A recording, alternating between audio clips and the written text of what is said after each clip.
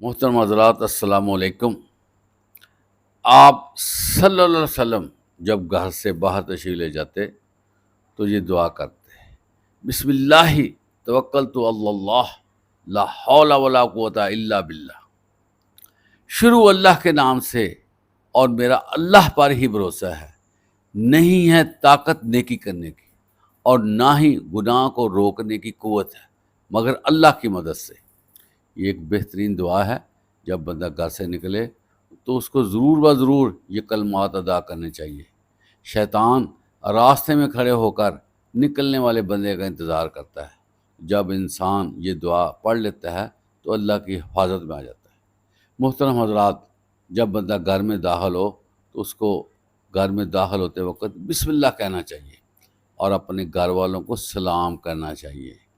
شیطان کی خواہش ہوتی ہے کہ گھروں میں لڑائی جھگڑا ہو، تو جب ہم بسم اللہ پڑھتے ہیں شیطان کو مایوسی ہوتی ہے۔ اسی طرح جب ہم سلام کرتے ہیں تو اللہ تعالیٰ گھر میں برکت ڈال دیتا ہے، اللہ تعالیٰ کی طرف سے گھر میں امن آ جاتا ہے۔ اللہ تعالیٰ ہمیں اس فلسفے کو سمجھنے کی توفیق عطا فرمائے۔ وآخر دعوانا الحمدللہ۔